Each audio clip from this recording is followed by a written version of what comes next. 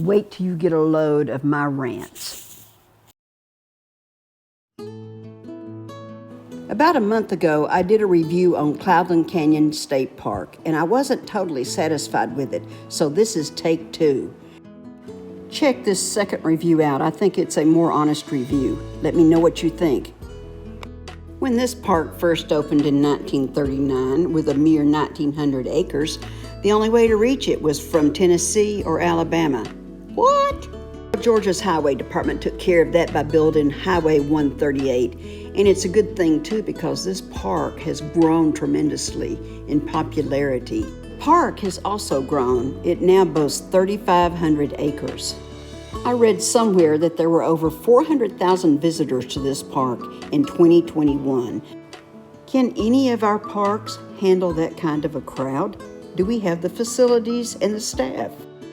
I'll talk about that in a few minutes. When I first started visiting this park, I would see a couple of homes here and there on the main road, and I wondered what that was about. These people are descendants of families who owned land in the area before the Park Service came in and started procuring land for the park, so they were grandfathered in. Cloudland Canyon is located on the western edge of Lookout Mountain, and they have a bunch of trails. The first one is Overlook Trail. It's 1 mile long and it's easy. It's located on the east rim of the canyon and has some of the best views in the park. And on the other side of that is a picnic area. Because of this popularity, the Park Service has added more parking areas and more picnic tables. At this East Rim picnic area, there's an interpretive center. And if you go there, you can get a cold drink and get information about the park. And if you walk around to the back, they've got a couple of chairs and swings. You can relax there. Or if you want to come back in the evening when the sun is setting, you've got a fire ring. You can roast some marshmallows. And it's really a nice area. I'm not sure if you can see this, but just over those woods there is the canyon, and there's a nice breeze. Can you hear it? They've added a new restroom area there by the parking lot, which is always a good thing. I wish all of the views in the park were this pretty, but where there's a lot of people, there's always a few who will leave their trash for someone else to pick up after them. I mean, they've got park rangers. Isn't that what they do? If your mama's not with you, how about packing it up and packing it out or put it in a trash can? Wouldn't you love to find the perfect picnic spot and then see this? Just look at that view. Is that not beautiful?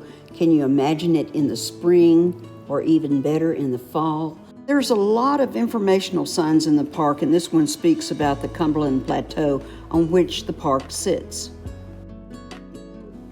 Let's finish the rest of the trails in the park. This view is from the West Rim. When you go down 600 steps, you will be headed toward the Cherokee Waterfalls. And if you go about a half a mile further, once you reach Cherokee Waterfalls, you'll see the Hemlock Waterfalls. It's a beautiful trip down there. You can see some of the rock formations. But remember, when you go down those steps, you got to walk back up those steps. The rock formations are amazing. In addition to the Overlook Trail, another popular trail is the West Rim Loop Trail over across from the parking lot of the East Rim. In about another week, these trees are really going to show their colors. When you head toward the day use area, you're going to pass the East Rim Campground, which is currently under construction. They're doing a lot of updating to this campground, but I've got a problem with this.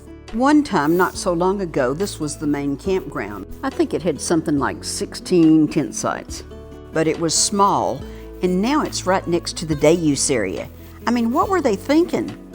I don't want to camp there. It feels like I'm camping in the parking lot for the day use area. Now, the West Rim camping area is more of my cup of tea with 72 sites, and they're pretty spread out, and you've got lots of room, and you actually feel like you're camping in the woods. I like that a lot of the sites have their fire rings not on the gravel pad, but next to the gravel pad so that you can spread your chairs out and have your fire away from your camper or tent. And from this campground, you can easily access the West Rim Trail. Now, their bathhouses have not been updated like the day use area. They're a little bit more rustic, so be prepared. While the bathrooms are clean, they are a bit dated. Unless you camp in an RV or a motorhome, I mean, you got to be used to these kind of bathrooms if you do any type of tent camping. Where's the adventure? Well, I'll let you decide that. You know, these parks have become very popular, especially since COVID. With more and more people visiting our state parks, it takes a lot to keep the park clean. This is where campground hosts come in handy. They spend a season at the park, and especially in the campgrounds, they're the go-to for anything that campers need while they're staying there. This park also has yurts. Let's take a look at them. I've always wanted to stay in a yurt since I first saw these at Cloudland Canyon about 5 or 6 years ago.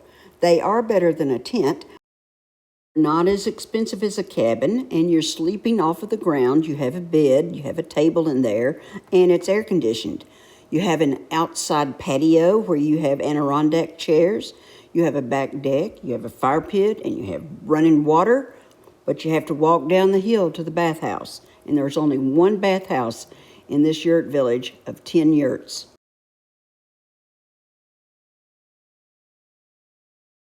In addition to the campgrounds and the yurts, there are 30 walk-in campsites, 13 backcountry campsites, and 4 pioneer campsites. Let's take a look at the walk-in campsites. I would say from this reservation board that the walk-in sites are pretty popular. And the pad looks like, oh, that one could use a little bit of maintenance. You get a picnic table and a fire ring. And oh, wait a minute, what's wrong with this fire ring? Really, folks? I think I feel another rant coming on. You know, this is totally unnecessary. It not only looks like an eyesore, but it attracts animals. The animals are drawn by the scent of the food, and they come into the campground areas, and then they have to be taken away because of their potential of harming people and the liability to the park. Pack it out, folks. Okay, here's the real beauty of the park. God's creation, and He created it for all of us. So when you visit this park, leave it better than how you found it. If you like this revision, how about hitting like? Our next park that I'll be reviewing is Vogel.